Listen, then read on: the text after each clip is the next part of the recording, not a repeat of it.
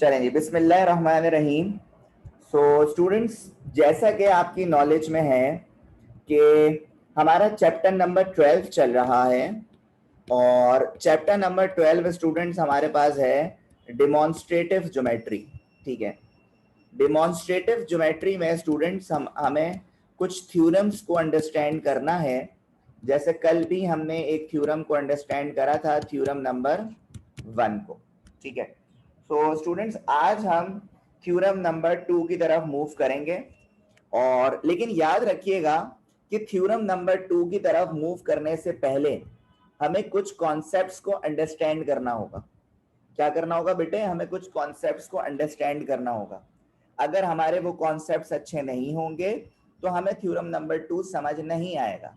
तो इसीलिए हम कुछ कॉन्सेप्ट्स को अंडरस्टैंड करने के लिए स्टूडेंट्स एक काम ये करते हैं कि सबसे पहले जो है मैं आपको जरा दो ट्रायंगल्स बना के दिखाऊं और दो ट्रायंगल्स के बाद जो है मैं आपको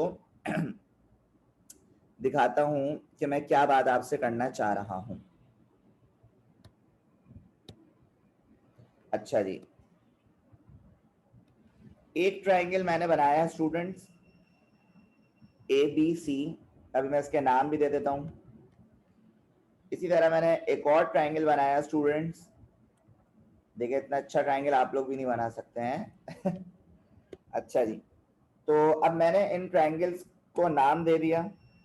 ये हो गया, ये ट्रायंगल ABC है। ठीक है, और ये ट्रायंगल आपके पास है PQR। सही है।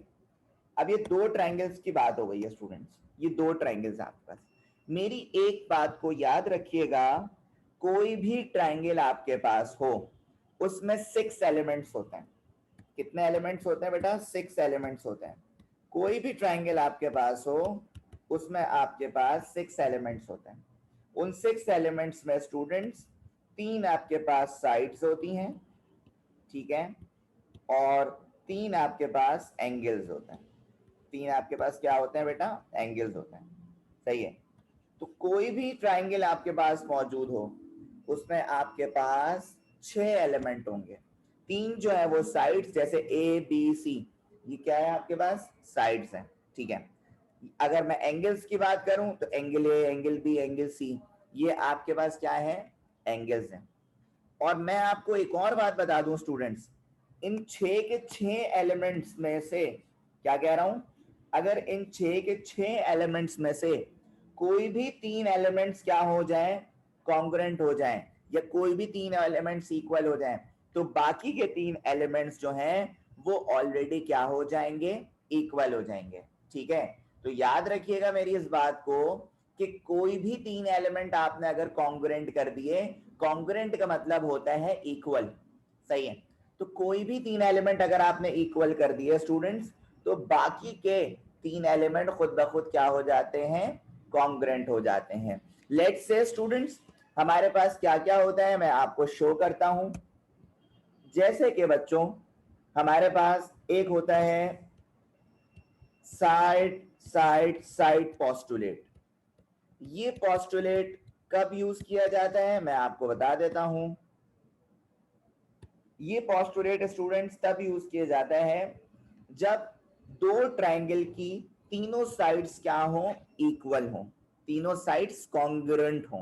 ठीक है, जैसे side A B, side A side P के कॉन्ग्रुएंट है, साइड बी साइड क्यू के कॉन्ग्रुएंट है, साइड सी आर के कॉन्ग्रुएंट है, तब हम इसको शो करते हैं साइड साइड साइड पोस्टुलेट कि दोनों ट्रायंगल्स में आपके पास तीनों साइड्स इनकी क्या हैं? बराबर हैं।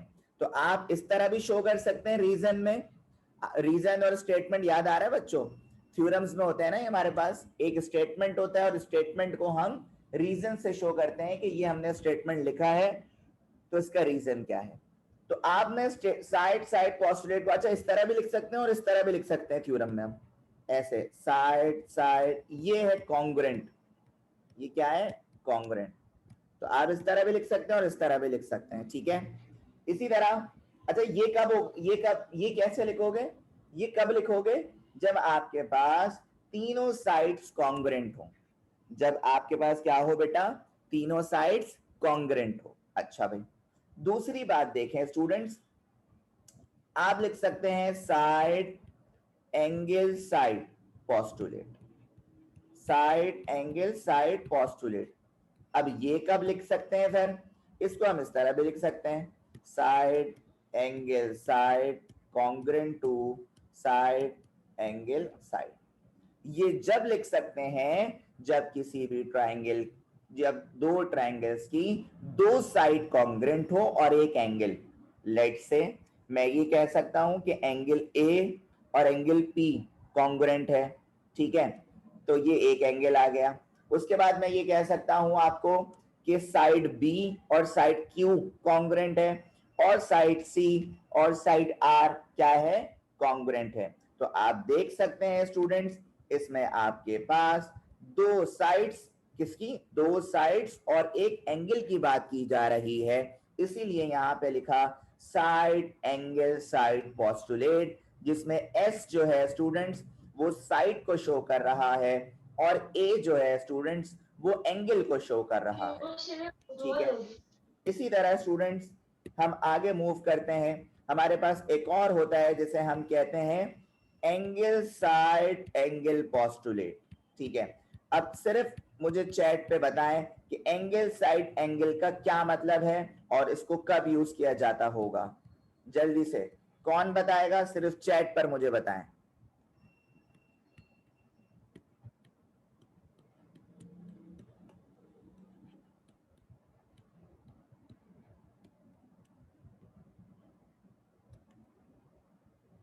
वेरी गुड, जबरदस्त, Albanna excellent, very good, Abdullah Khalid जबरदस्त, क्या बात है। मतलब मेरे पास जितने भी बच्चे हैं उसमें से सिर्फ दो ही ने बताया, वेरी गुड खंसा, मैं यही सोच रहा था, जबरदस्त। अच्छा भाई, अब बाकी बच्चे मुलाहिजा फरमाएं, आदत हो गई उनको है सुन के, चलें। तो बच्चों देखें, ए एस ए जिसमें आपके पास दो एंगल्स और एक साइड क्या हो, कॉन्ग्रेंट हो, सही है, तब हम इसको यूज करते हैं। जिसमें दो एंगल और एक साइड कॉन्ग्रेंट हो तब हम ये पोस्टुलेट इस तरह लिख सकते हैं। इसी तरह स्टूडेंट्स, अब देखते हैं जिन बच्चों ने रिप्लाई नहीं करा, अब क्या वो अब भी आंसर दे सकते हैं या नहीं। अगर मैं लिखूं ए डॉट ए पोस्टुलेट, तो बताओ बेटा इसका क्या मतलब होगा, जल्दी से कौन बताएगा, जी आसिया बोलें।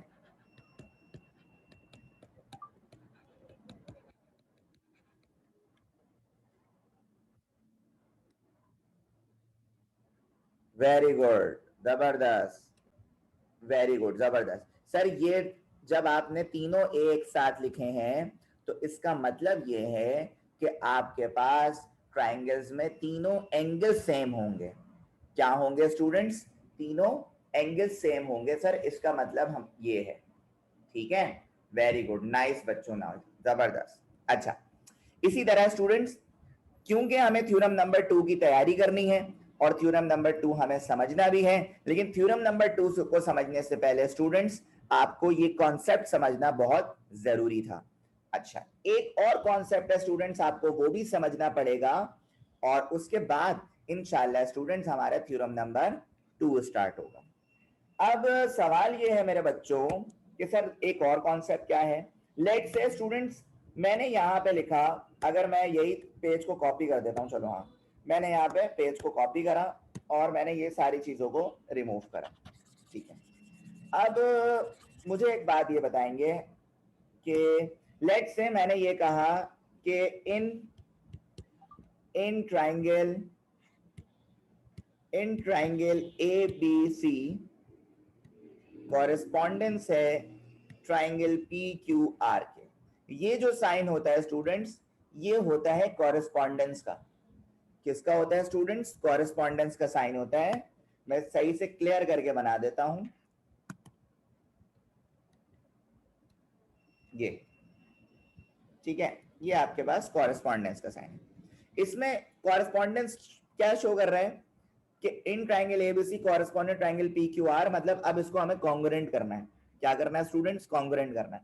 अब इन दोनों ट्राइंगल्स को आप किसी भी तरह स्टूडेंट्स कॉन्ग्रुएंट कर सकते हैं, चाहे आप 3 साइड से कर लें, चाहे आप 3 साइड से कर लें, चाहे आप 2 साइड एक एंगल से कर लें, चाहे आप 2 एंगल एक साइड से कर लें, चाहे आप तीनों एंगल से कर लें। लेकिन याद रखिएगा कोई भी 3 एलिमेंट को अगर कॉन्ग्रुएंट करेंगे तो बाकी के 3 एलिमेंट खुद ब खुद क्या हो जाएंगे? कॉन्ग्रुएंट हो जाएंगे। ये बात मैं अभी आपको थोड़ी देर पहले बता चुका हूं। सो स्टूडेंट्स, इसको कॉन्ग्रुएंट करने के लिए हमने क्या करा, मैंने यहाँ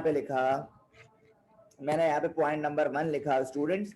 मैंने यहाँ पे लिखा कि भाई ए बी जो है वो कॉन्ग्रुएंट है किसके? पी क्यू के। मतलब ये जो साइड है मेरे पास ए बी, ये कॉन्ग्रुएंट है किसके? पी क्यू के कॉन्ग्रुएंट है। ठीक है, अच्छा।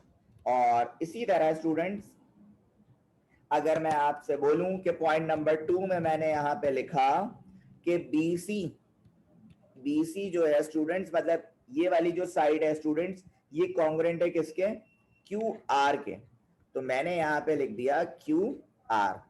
ठीक है, इसी तरह स्टूडेंट्स पॉइंट नंबर 3 में मैंने लिखा कि AC ये वाली जो साइड है स्टूडेंट्स वो PR के क्या है?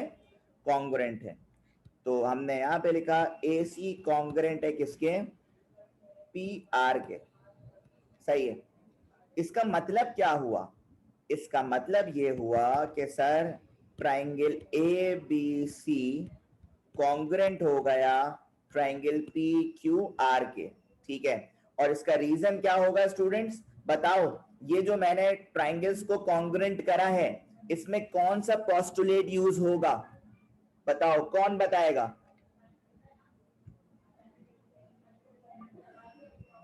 तो बच्चों देखें, तो ये आपके पास इसके आगे रीजन में आप लिख सकते हैं कि ये आपके पास SS पोस्टुलेट है। क्या है?